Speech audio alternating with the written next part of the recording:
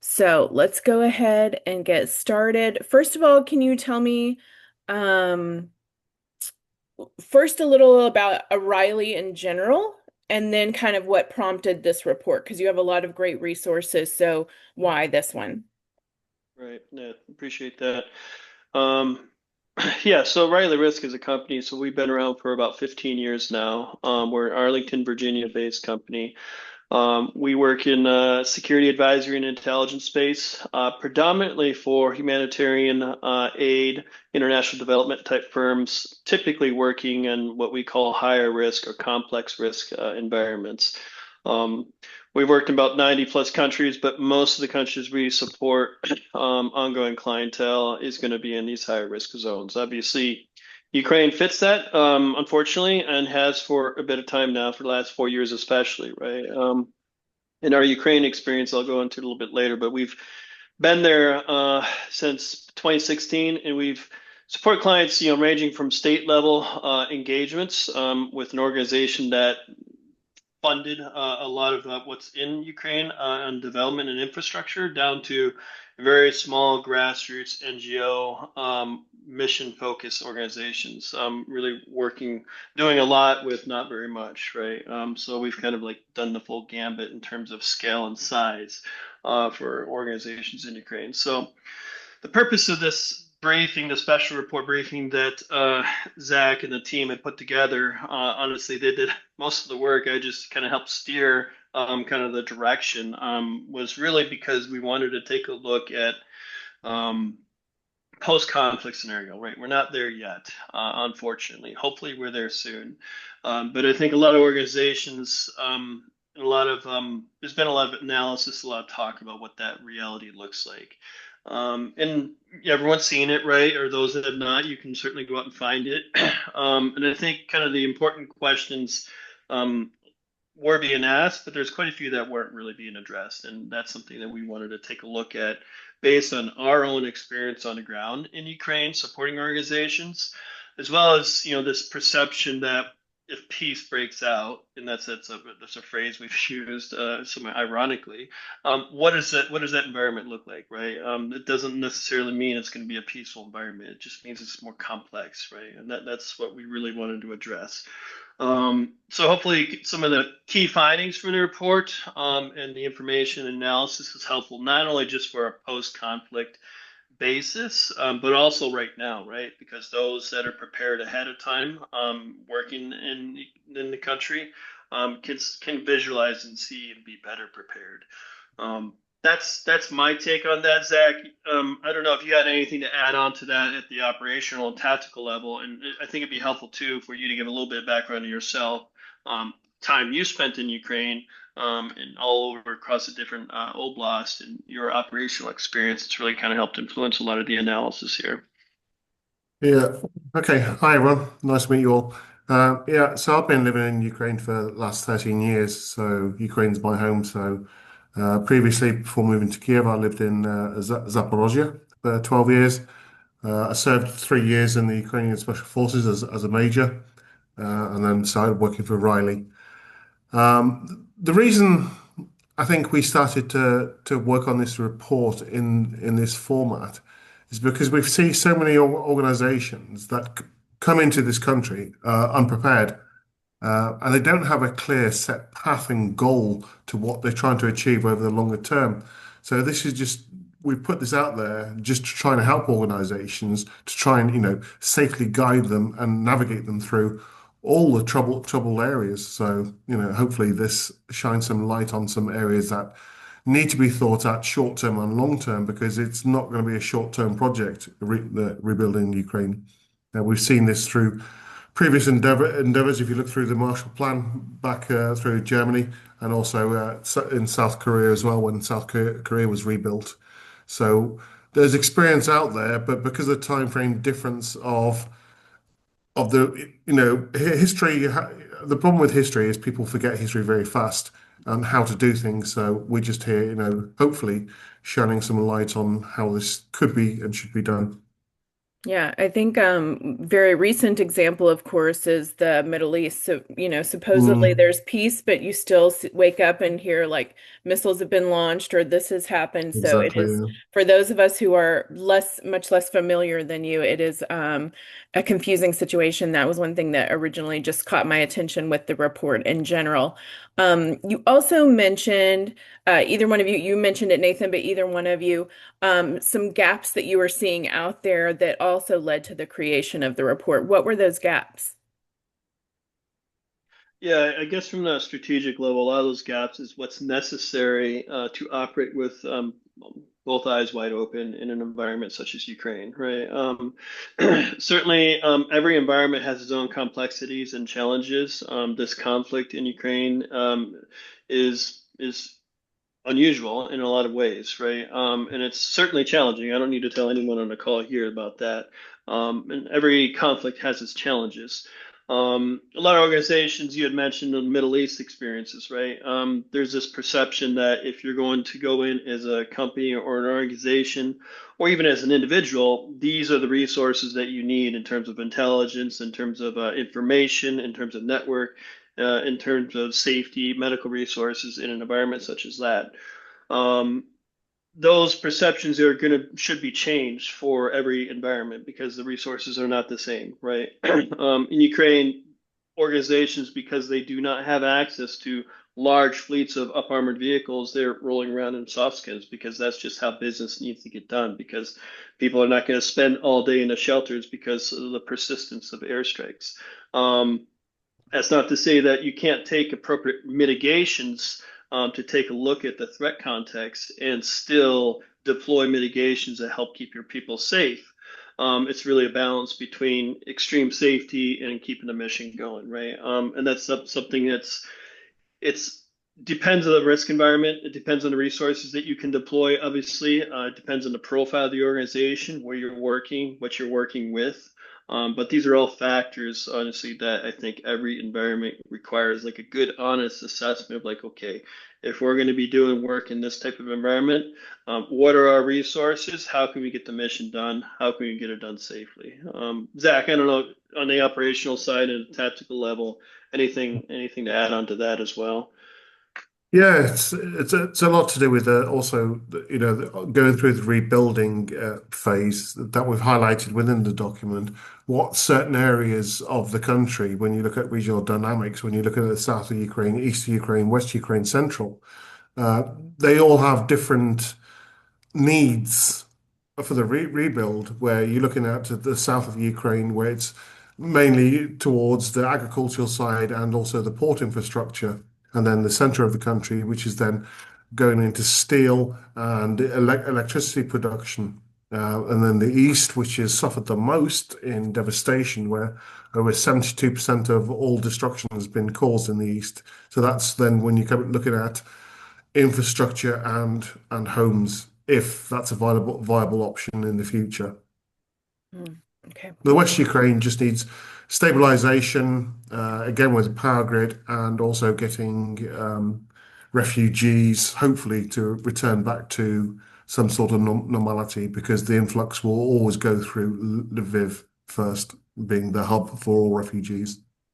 Yeah, and I think we forget, especially speaking as an American who is really a layperson, all of this just an interested party, just the vastness of the country Mm, as well, which is always such a factor when it comes to this. When you're talking about rebuilding and demining and things like that, just the sheer scale, geography yeah. involved, yeah, is huge. Well, I'll let you two take us through the report. I also, so Daria, I'm sure she'll have questions. She is the head of our Ukraine office. She is in Lviv. We have people in Odessa, Lviv, and Kharkiv. I hope Pavlo is okay, Daria. And so she leads that office. Stan, originally from Ukraine, living in Chicago now. And also working on our team. And then Adili, has decades of years in the nonprofit realm, and works all over the globe. So, including has been in and around and assisting Ukraine for a long time as well. And Zoya, of course, is in Kiev and without power. So yeah, I look forward to hearing more about this through your lens rather than me trying to interpret it on my own. Good to go. I'm trying to share my screen, but I'm You not got it. sure if it's showing. Yeah, we got Okay. it. Perfect. Okay, I've got three screens. Gotta pick the right one. So yeah, this is the deck, right? We just put together. So we're going to be doing an expanded briefing on this based on the report itself, and obviously after our conversation, we decided to make this more of a logistics focused context, right? To Okay. be helpful for the audience. Um, and logistics is important. I mean, everyone who works in it knows that. Those that do not, maybe may do not know that, right? But moving materials, getting things from point A to point Z is absolutely essential. So I think from a logistics standpoint, it's a huge challenge and a huge important critical function, not only now currently, but certainly during any sort of a post-reconstruction type of an effort for sure. So hopefully some of this context helps out and is useful. A little bit about us as a company, right? So we've been in Ukraine, like I said, since 2016, all across the place, full scale from, like I said, state level down to small micro NGOs supporting them. Um, we've been involved too in the massive evacuations 2022, managing those, and then also re-entering, right? Doing the assessments, getting organizations safely back into the country, helping them get set up for a new reality, right? And for a lot of those organizations, especially for the organizations that have worked in Ukraine before, that was a huge adjustment because they had lived there, they network and people and everything, but that context had changed, right? For new organizations, it's a little bit easier for them to understand this. The risk context here has changed. So we've been there for the full time during all of that endeavors. Why this matters for logistics, right? The perception that a ceasefire is going to allow a very stable environment is a bit misplaced, right? There's going to be a lot of challenges that are changing and how to kind of address those as you look towards the future. There's going to be a lot of lessons learned based on current and past history, those networks and those supply chains, how resilient those are, how you can improve vulnerabilities, border crossings, route assessments, where people stay, how they get there, the connections with government officials. These are all factors that kind of help meet the rubber meets the road type of a scenario practically. Making sure that you've got those in place because that reality is going to change dramatically when you start looking at a post-conflict scenario. That security transformation, like it says here, it's going to change. It's may not have the same persistent threat context with persistent airstrikes, right? If we're looking at a post-conflict scenario, but that doesn't mean that the threat has gone away. That just means it's being constrained, right? And that's an important thing to try and keep in mind. Just based on our experience during the Donbass period, we'll go into the details in a little bit later, but it proved kind of the context of what a post-conflict scenario would potentially look like, and it should be very important to keep that in mind. Supply chain stakes, right? Huge. This is just one category. Ukraine was the sixth largest wheat exporter. That's just one category, right? It's a massive country with a lot of resources that will be coming out, and a lot more should be coming in, right? Anytime you start moving a large amount of resources, you need to have a plan to deploy those resources. Some of these resources may be perishable. Some of these resources may need to be staged somewhere. Route assessments, working with individuals and moving them is going to be an important part of that. First mover advantage, I think a lot of organizations, especially those who are going to be working in international development and participating in reconstruction, they obviously see a huge opportunity to support this, right? Those that are doing their homework now and preparing for when that next stage comes, hopefully sooner than later, they will be better equipped to obviously take advantage of that. Those that wait in the background and are waiting for peace to break out, they're going to be, they're not going to have that first mover advantage. Networks, resources, That's going to take some time to put together so you can be sure to apply when needed. Um, just a key point there, right? Like the organizations that suffered most during 2014, 2022, reductions in fighting, right? If that's seen as like that's what the current status is going to be like, and that's going to be the assumption from a security and a risk context, that's an assumption that organizations should not make. There's going to be some variances based on geography and threats in the country, and every organization that's aware of that would be wise to take note and be prepared for that. The other part of this is a scale challenge. This is massive. $524 billion of reconstruction needs over 10 years. That's a lot of funding. That's a lot of reconstruction that needs to go into place, right? How that's applied. Um, we certainly have some examples that have worked well in history, right? And we certainly have plenty of examples where reconstruction has not worked well. And that's something as organizations at the corporate level should be wise to consider and be aware of, right? Lessons learned in Afghanistan, lessons learned in Korea, lessons learned in Germany, they're all going to be different. They're still lessons learned. But it's good to kind of take a view of Ukraine and to understand what you're dealing with so you can be best prepared to not have those challenges be obstacles. Certainly, there are going to be bumps in the road, but you just don't want them to be a giant wall in front of progress. Another consideration is mines and unexploded ordnance. This is Europe's largest land war since World War II, right? I mean, there's going to be so much ordnance, there's going to be so much mines for the surface area to just be aware of, right? Moving materials, moving content, moving people. These are all considerations that need to be considered and be aware of. Damage in the frontline areas, it's going to be massive. Everything's going to be reliant and based on zones where the damage has occurred. So the expectation that you can do an advance party, you can move people, and they can comfortably, safely even reside for a certain amount of time while reconstruction is happening in some zones needs to be reconsidered, right? You need to have that consideration in mind when you start moving people, expecting them to start participating and rebuilding. Displaced individuals, refugees who are recorded abroad, households with damaged housing. We still have to get through another winter, and there's still more damage occurring every day, unfortunately. So these numbers are not going to go down anytime soon. So that needs to be kind of an assessment done for every organization based on their role in reconstruction, and that needs to be updated so that they can apply accordingly based on what their scope is.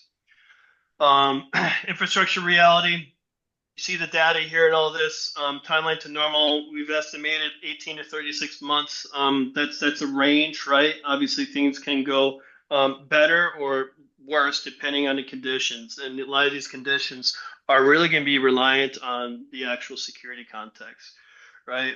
One other consideration, too, is if there is going to be any sort of election process in the country, if that's a consideration. Um, we have supported more than a few electoral election working organizations in a lot of countries, Ukraine as well. This is going to be a very difficult period of time. There's going to be a massive amounts of misinformation. There's going to be massive amounts of cyber crime, cyber influence, cyber interruptions. So that's something to be aware about during that election phase, if that's something that's going to be a consideration. Like you can see here, ceasefire peace, right? Based on kind of our examples from the Donbass period with the OSCE president. I remember supporting clients during this period, and every week we had reports issuing, ceasefire, violations that had occurred, and it was weekly, right? I would not expect any different, right, during any sort of post-conflict scenario. There's going to be leverage using. There's going to be lots of ceasefire disagreements happening, so be aware of that. A lot of it's going to be zone based, so it's more paying attention to what's happening, having the intelligence to understand if there's going to be an outbreak of hostilities that's going to be localized. What does that mean to your people on the ground, to your operations? Is that going to be persistent? Will that be the same issue 2 months later, or will it persist in another location, right? Um, Other factors, hybrid and gray zone warfare, periodic strikes, economic coercion, these are all factors to consider during any sort of a post-conflict scenario basis. breaking down these scenarios, right? For simplicity's sake, three scenarios, right? Some sort of a best case, some sort of a baseline, and a worst case scenario, right? Currently, right now, we're for lack of a better description, we're in a worst case scenario because we got a conflict that edges and flows based on what's happening on the ground tactically, as well as on the geopolitical level, right? Baseline, fragile pause. If we're looking at that, we're going to look at some fractures along the line where the contact lines and where territories are. We're going to look at holes which occur but do not persist, right? Fragmented reconstruction, there's going to be some zones where it's safe to do work. There's going to be some zones where it's not to. So having an understanding and awareness to be able to be flexible with the dynamic of that situation is going to be extremely crucial. Best case scenario, right? A consolidated piece. If this occurs, it's going to be the most beneficial environment to aid and reconstruction, right? That's where you're going to see that timeline is going to get more narrow, right? It's not going to be 36 months or whatever it's going to be. It should be less because now we've got the conditions to help reconstruction, right? There's other parts that come along with this, right? Even in a best case scenario, that means there's other challenges. These are good challenges, but they're still challenges. You're going to see a lot more resources brought into the country. You're going to see just a massive amount of activity happening, and sometimes in all that chaos, that's room for more error. That's room for more risk being undertaken, which is not the same thing as a conflict environment, but that's just operational risk, right? So that's just something to kind of consider on the baselines of these three scenarios, which spell it out. I guess for like on the ground, the next section here, I'll have Zach kind of detail from the operational and the tactical level, some considerations that would be useful from a logistics and organizational companies and individuals working in Ukraine during this scenario, drawing a lot of lessons learned from present day reality, honestly.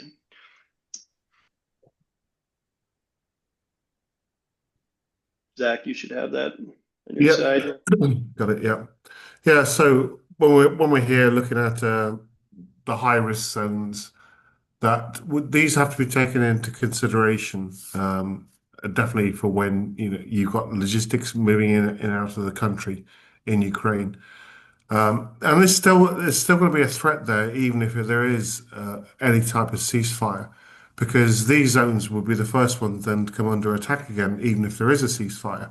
So we'd have to look at these, putting the country into different zone areas. And I think, there is sort of a loose format of this, but I think looking forward, I think this is something that us as Riley Risk as well needs to, if and when there is a ceasefire, which I certainly hope is soon, then we need to formulate a control risk zone ourselves, and then we can better, inform clients and customers exactly what areas and zones they're moving through. Southern Ukraine, they're critical for logistics and infrastructure, which I just briefly mentioned on there.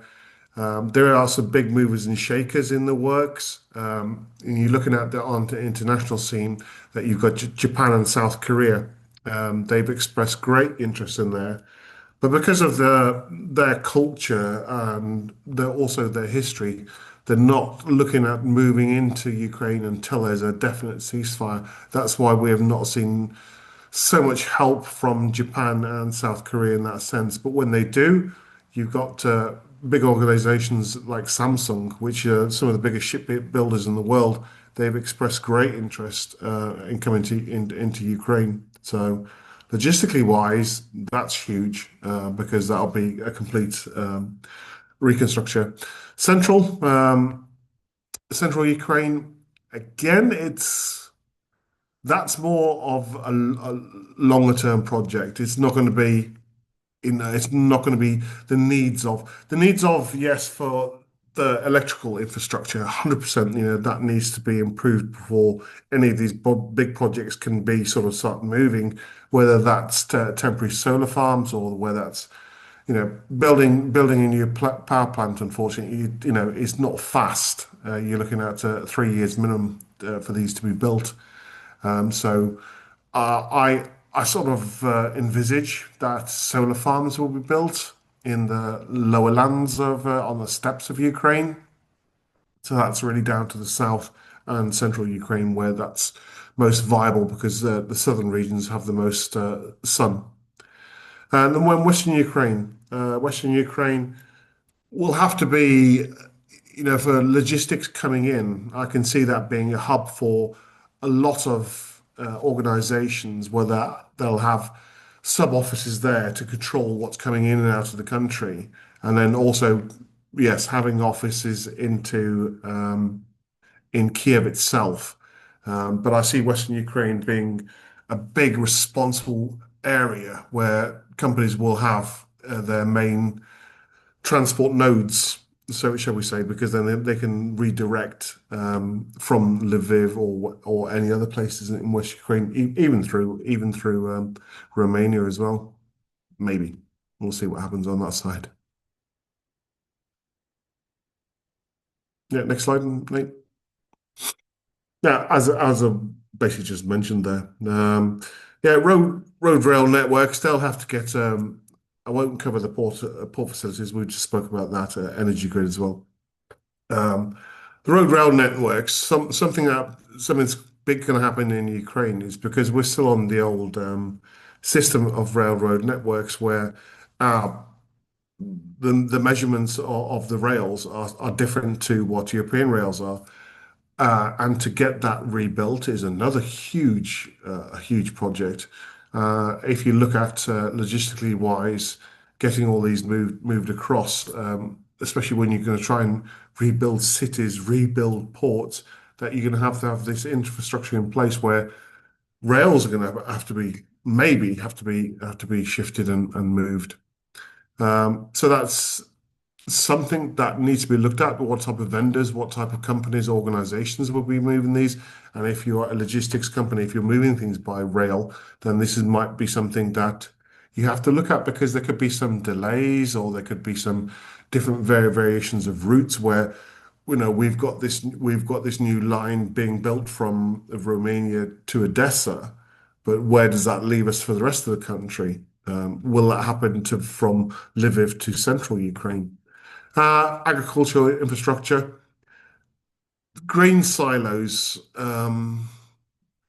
is the biggest one on that, and also supporting the farmers in their sort of very dangerous work at the moment because we understand that a lot of agricultural facilities have been targeted, but that's then comes down to location based, how we're going to support these entities in their locations. But then comes the logistical on the road and rail networks. The roads, various, are mainly intact. There's not been heavy damage to these roads, apart from heavy usage, which is then normal of yearly repairs, monthly repairs, etc. But the road network is still, it's a very good network. Um, some regions it's very poor condition, but in other regions it's in working condition. That's it. Next one. Yeah, so immediate then. So what we're going to cover on there. So how are we going to move into this? The immediate one is probably the most fragile area when we look into an operational timeline because everyone's going to want to have everything at the same time. And so there's going to be a lot of coordination problems. And this is something that, if you're looking at coming into Ukraine, then how can we best use this? How can we best do it without being at the bottom of the pile? Because don't want to be left behind, but we also want to be, in the forefront of it. So how can we envisage and come up with a plan that will be available and working in that condition? Stabilization, 6 to 24 months. So during this time, we'll start to see the steady progress of things. The infrastructure should have been set up for the companies coming in, but by this time, I should certainly hope so. And then we'll start to see some sort of. We noticed this, and I think Zola will testify this as well, being in Ukraine as well, that after Maidan and after Poroshenko came into power, and after Yanukovych left, that we saw absolute amazing progress in Ukraine. Slowly but steadily, where we saw some of the biggest first reforms was a reform of the police and the judicial system. And after that, then there was supermarkets, shops, all these new big super shopping centers were opening up, and life was starting to change. And this is something that one of the reasons why Russia invaded is because they saw a productive working Ukraine that was heading towards the West. And this is one. Anyway, going back to it, the stabilization. 6 to 24 months is where you'll start to see things getting better. And then you'll start seeing it nice and slowly. But this also then leads to the longer term survivability of these entities coming in. What is your end goal coming in? How are you going to achieve this in this time frame, or what comes next after you finish this project? So imagine projects, but under a security umbrella, still knowing that something could change at any time. Long term, 2 to 5 years. Uh, and this is where a lot of companies will decide, okay, then I'm going to heavily invest in Ukraine, or I've achieved my mission. Now it's time to lead. So it's to leave. Sorry. So you'll see the transition phase of where all this infrastructure will come in, companies will come in, and big name companies will come in. Now they'll see an opportunity. If there's an opportunity there, then they'll stay. If they don't, then you'll start to see this process of where they start to change around. But when they change around, then there's other opportunities for other entities to come in. So this is where for if you are involved in a long-term logistics program into Ukraine, then you could think, okay, how can we set up for long-term survivability? So that's sort of, the phase operational timeline is something that you need to be aware of and something that you should also look after. Sorry, the light's got out.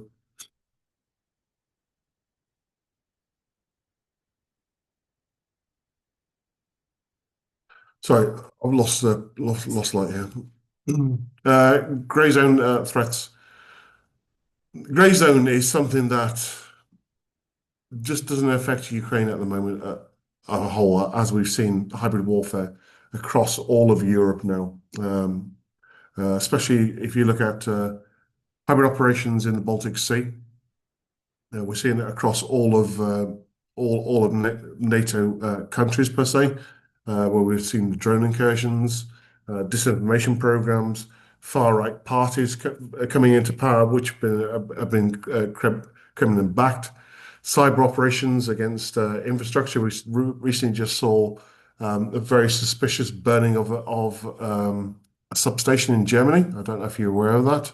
That left a lot of Berlin without power for almost 2 days, if not longer. I think it's probably still ongoing. So we have to look at this as well, because even though Ukraine will be progressing across to this other side and working on that, then we're going to see that there's still be coercion and grey zone activities whilst Ukraine will be rebuilding. And this is something that you have to take great notice to, because if you don't take notice of this and don't understand how these grey zone activities work, then it could be very detrimental to your business.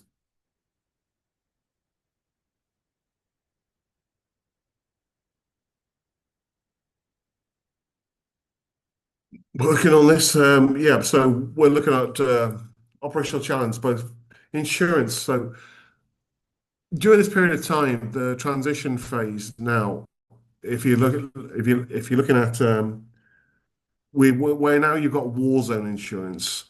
Now, will this stop, or will this, once the war's finished, normally war insurance will finish to a certain degree. However, to certain areas, they might still keep that in place.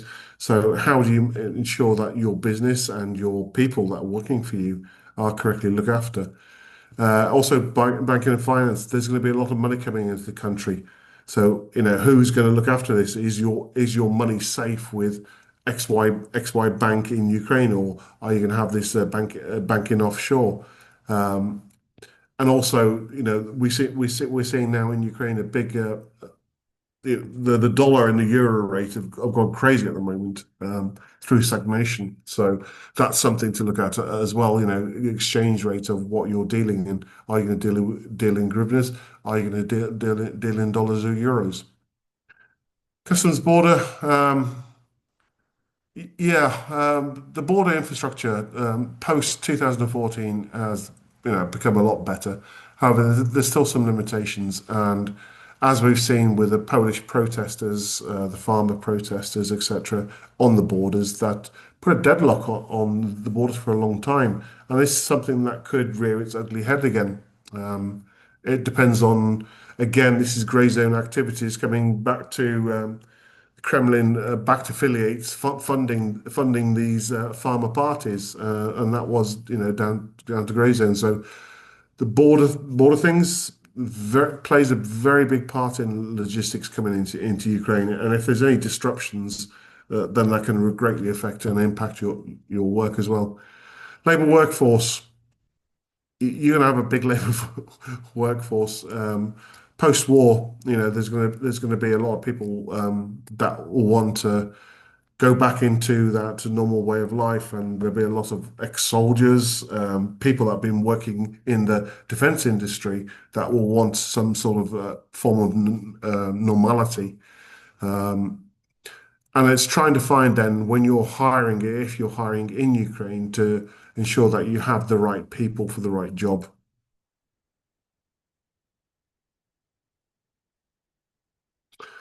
Lessons, yeah, lessons learned. There's been a lot of lessons there. We've learned from 2014 through all the Minsk, Budapest amendments that Russia's broke every single one. So there's, without going forward, understanding that Russia might break these at any time, we need to have these safety mechanisms in place to understand what happens if something does go wrong again. Um, Having protocols is great.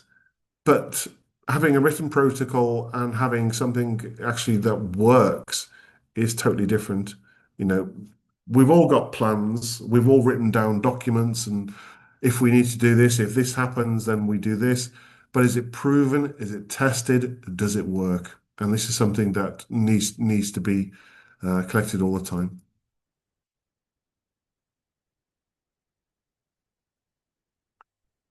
I'll let you all read that. I don't think I need to go through that.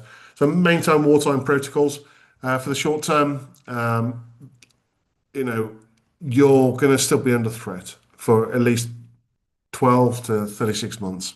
So have that in the back of your mind that it could happen again at any time. UXO mine contamination. There's a lot of it. It's a lot of it's mapped at the moment, and it depends on the territory post-war. If there are going to be any more territorial changes, then this will have an impact on the UXO mapping itself. But that will still be, Ukraine has a very good database for that, a mobile application. Um, but this could change because there's still drones, missiles scattered all over Ukraine. Not so much, across urban areas because they get quite spotted, but in more rural areas, there's still going to be fragments of missiles, fragments of Shahed drones all over the place. So this is still a UXO problem. They've not. The majority of them have actually been located. Ukraine is very good with that, but there's still a large amount that's not been collected. So that's something that needs to be played in, especially on the agricultural sense, or if you're setting up somewhere, let's not play with silly things. Um, Contingency plans, yeah, I just mentioned that before. Having all these nice 100-page documents on your contingency plans is great, but will it work actually in theory? Sorry, in practice? So we can help with that, and that's what our job is. Build local security networks now. Uh, Nathan will cover that, I'm sure, in the future. That's it. Thanks, Zach. Yeah, so moving on to what comes next, right? Kind of the stage, right? The reconstruction moment, being prepared for that.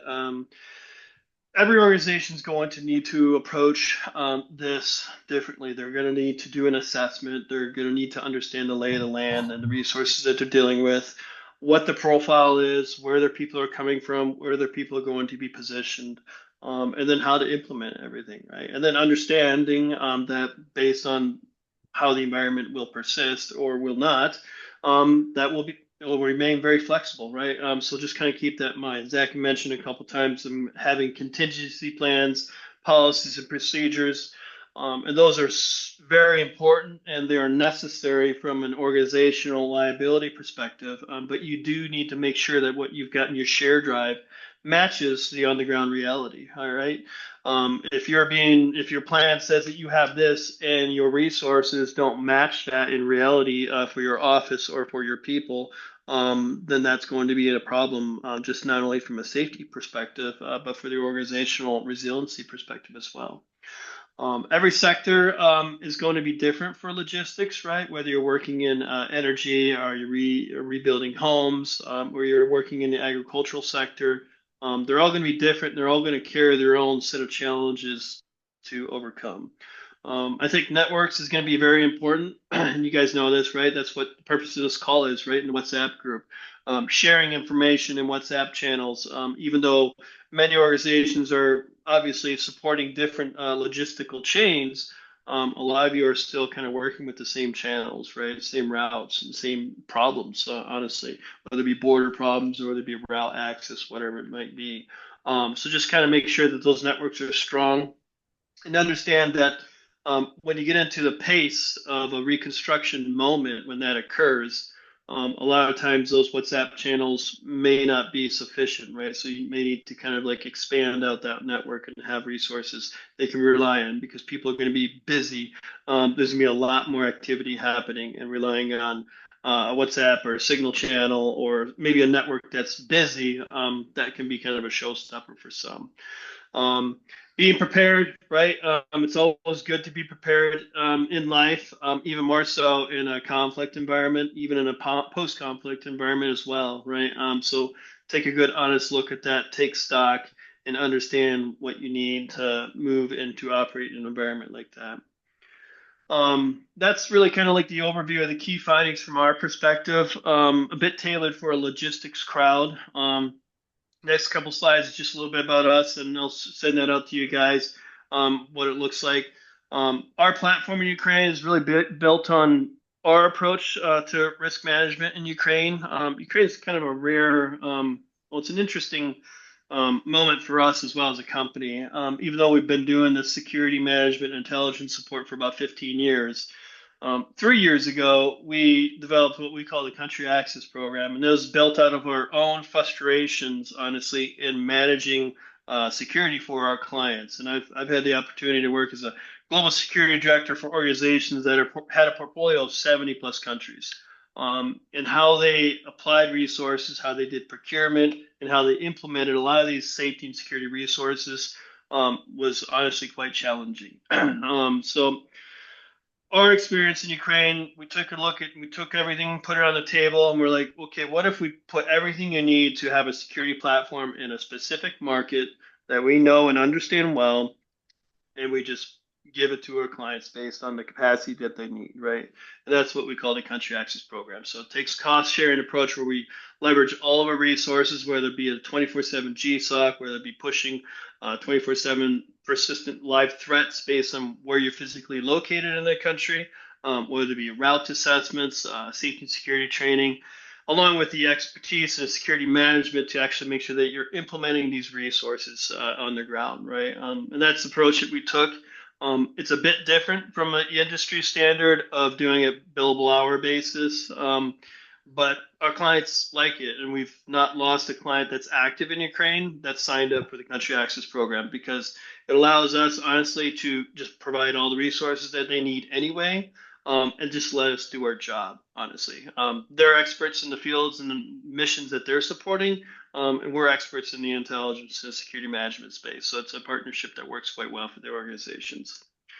Um, I think we got enough time, about 10 minutes or so, give or take, or even more, for questions. And it's a good opportunity to ask, both, market access questions as well as operational challenges maybe the organizations might be facing.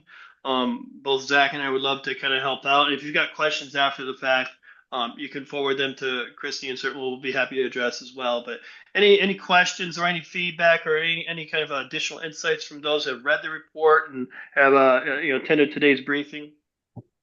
I'll go ahead and jump in with the first one, though. I know some of these guys well enough to know that they will have questions as well. Um, you, of course, first of all, excellent presentation. Thank you so much. I am already like, who am I all going through my Rolodex of who I'll send this to? The You obviously had to do a, low risk, medium risk, high risk situations, laying it all out across the board. But I am curious, and I'll put you a little bit on the spot here.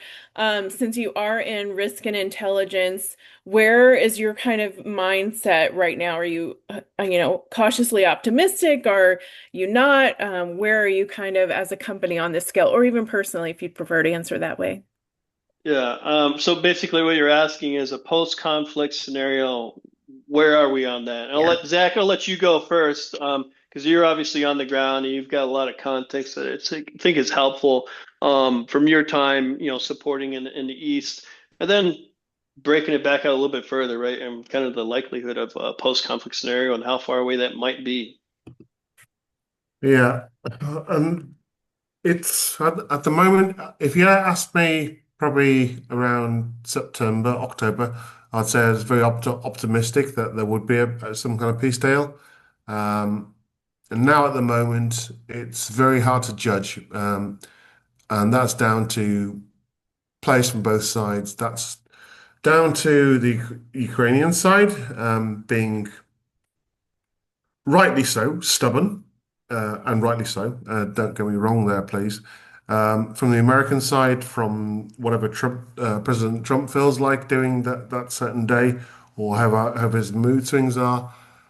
And geopolitically wise, then obviously we're looking at what side the Russians are saying, where they're not budging and everyone's being stubborn all at the same time. It's a very hard sphere to judge at the moment. And like I said, if you asked me 6 months ago, I would have had a better feeling about it. At the moment, I can't see this getting resolved within the next 3 months, to be honest. Um, that might change, and there's always factors that can change anything. And if I had a crystal ball, then I could tell you. But there's too many variables at the moment. There's the variables with the weather, the variable with the condition that Ukraine is currently suffering with. I'm here in Kiev, so I know just as well as Zola as well. It's not a great time at the moment. But we hopefully we all want this resolved, and that's from my personal standpoint. I don't think there's many people left now in Ukraine that wants it to continue on in this crazy way. Yeah.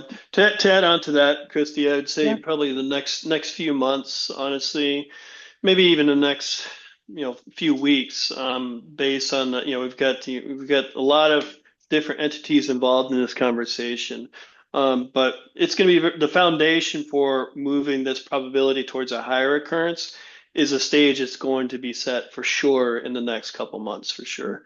The probability of a post conflict scenario and when that's going to be, that quite honestly, as Zach mentioned, is going to be that's not a sight picture. That's a moving feed, and that needs to be reassessed based on the foundations and how the current environment's playing out over here the next period of time here. Thank you. Thanks so much. Alex, good to see you. I'm glad you were able to join. Who else has questions?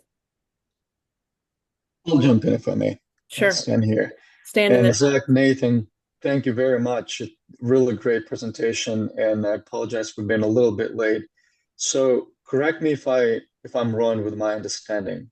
So your service is, I'll use a term of proactive insurance. So let's imagine there is a company that wants to get into Ukraine right now, or when the war is over, and they are very curious if their investment will be worthwhile. And they have all these overwhelming questions of like where do we even begin? And you are the team who can explain them the risks, map out the steps from point A to point B, and help implement. Like when you share the screen, I've seen the plans, and there were like travel assistance, right? So if let's say someone from abroad wants to visit Ukraine, a particular city, you can arrange everything for them, from meeting them, say at the border or what's not, and make sure they get to the point securely. And you can be the trusted advisor, sort of boots on the ground and eyes on the ground. Sounds about right?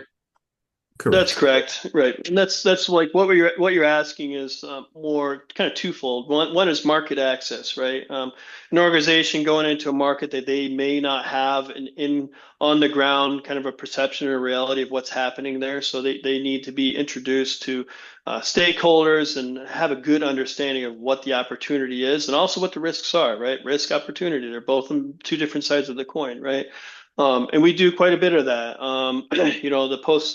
We don't need to wait for a post-conflict scenario to do an updated country assessment that's tailored for the organization and kind of the requirements that they're looking to accomplish, right? Because every organization is going to have different goals that they want to achieve. And you need to have a good understanding of what challenges remain to try to achieve those. If you do not, then you're going to have issues. And then the other part of that is a security platform. Once you get into the country, you got people in the country, you've got operations. How do you keep those people safe?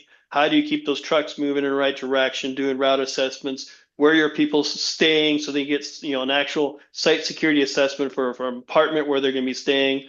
The 24/7 GSOC that we push alerts to people, and then the crisis response, right? So if something happens, who are you calling? Is it someone in country that's got the network and the resources to support? That's the next stage of in-country operations that we support with.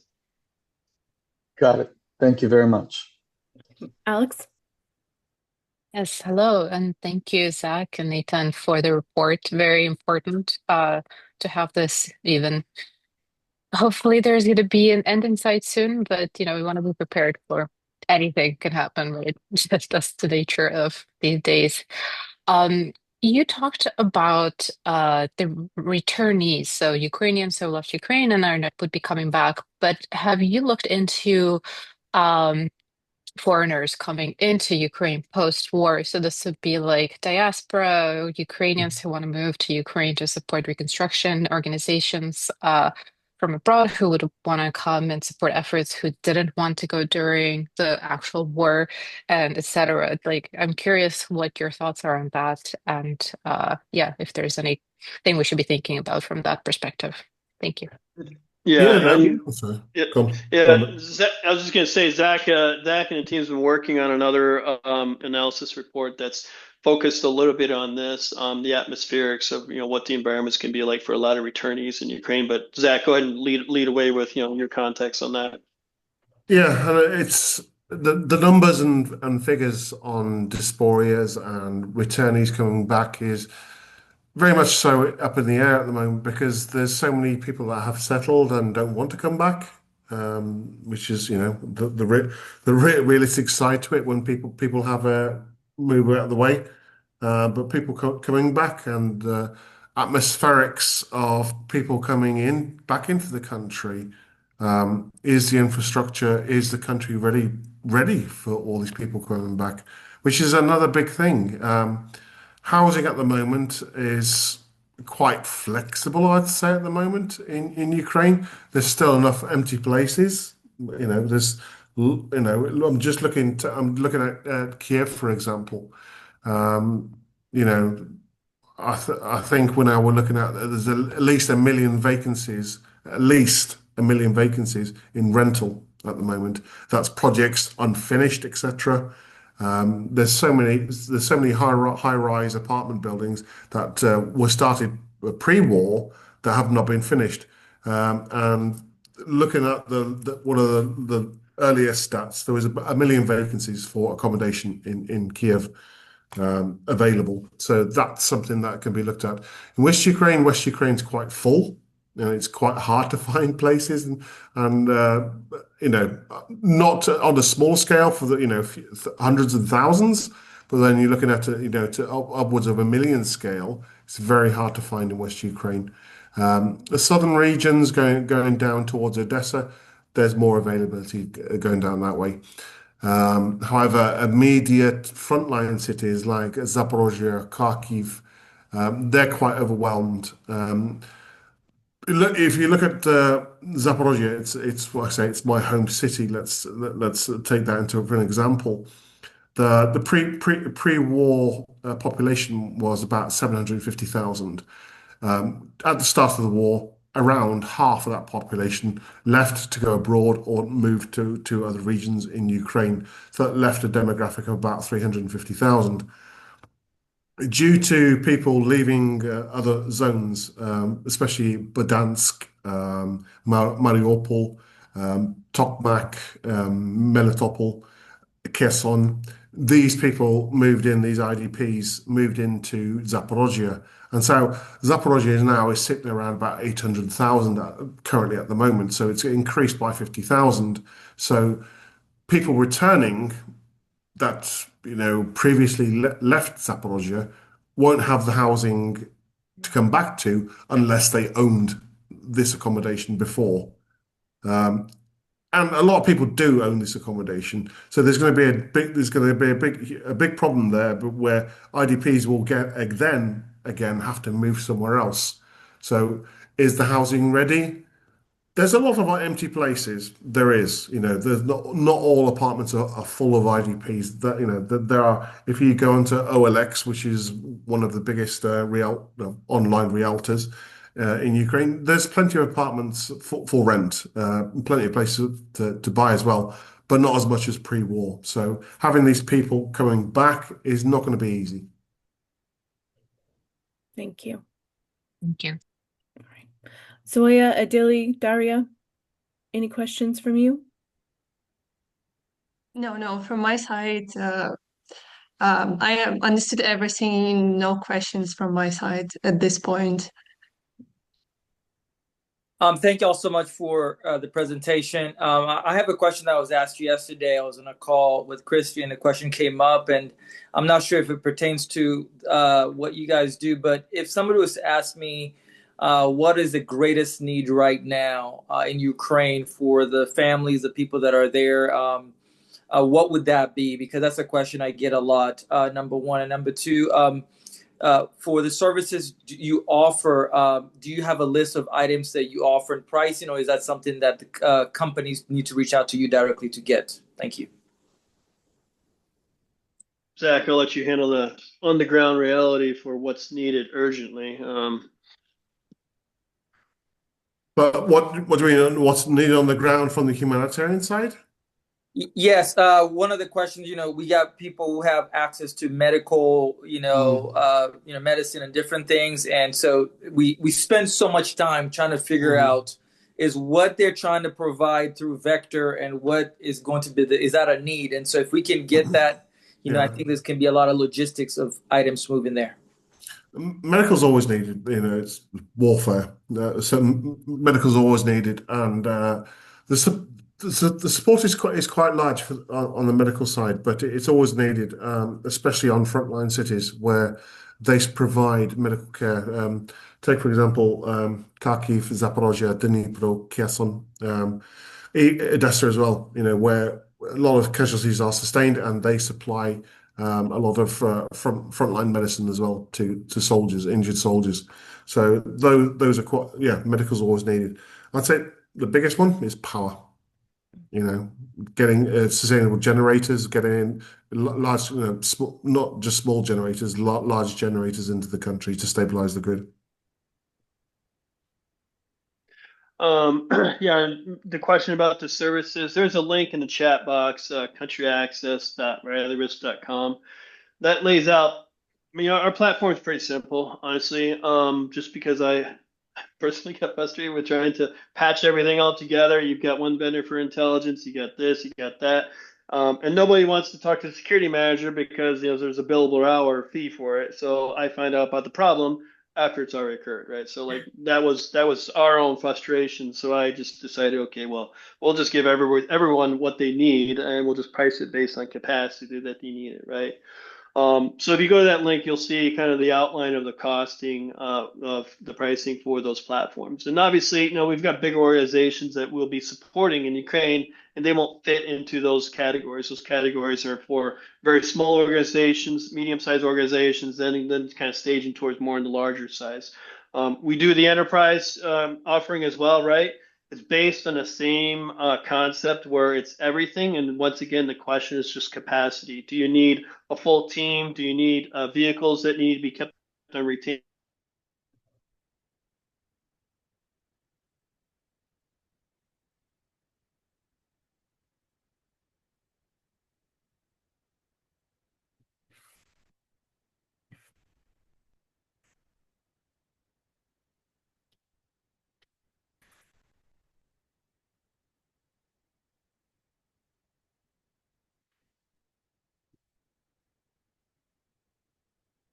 But this is like enterprise level solution where you can get personal touch. So this is good. The only thing I meant to ask is report is rather comprehensive. If you also have some sort of a one pager you could share, that'd be great. So, it's not somebody asked, but now that I understand that there is a resource like that, we'd be happy to share in it. But some of our clients, no one really asked because a lot of people are still very they don't know when the war is going to be over, right? Mhm. But I share the same estimation as you do, and I feel like sooner will become a rush. So it's good to have those things handy, so we can make some intros, and so you could help people to become more productive. All right, appreciate it. Well, yeah, if there's any questions after the fact, feel free to reach out. You've got our contact information. It'll be on the deck as well. And then, yeah, just stay in touch, and then happy to jump on a call and definitely kind of share our take on, what we're seeing on the ground as well. So thanks everyone for jumping into the call today. Thank you Absolutely. Yeah. all. Thank Be you so safe. much. And I have one Bye quick now. Thank you. announcement, and I'll send this out via email as Oh, well. Thanks so Of much for course. everybody for joining.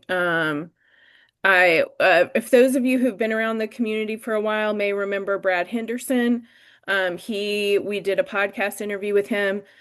He just felt a need to help Ukraine several years ago and went on his own and was doing frontline evacuations and all kinds of things and was there for a few years until he suffered a heart attack due to all the stress. That he was there. And so he is still in recovery from that, actually. And his friends are starting a GoFundMe to help fund. He's a former veteran. And so to help provide some housing for him while he recovers and things like that. So I will also include that link in the email as well. But really great guy, really big heart. And so I'm bummed that he's still recovering, but he's got a lot of people around him who care about him and are helping make sure that he recovers well. So I will send that around, but fantastic presentation. Thank you so much, Zach and Nathan. This was wonderful. Again, I'm already like, who am I sending this to? So I'll get on that today and just appreciate so much all the things that you're doing. And Zoya, Zach, Daria, I hope that you're all in good health still and with electricity and everything like that, and can have a good rest of your week as well. But we're thinking about you. Thanks so much, everybody. mhm. Thank you. We'll try. Thank you so much. Take Okay. care. Be safe. Thank you. Thank you. Bye.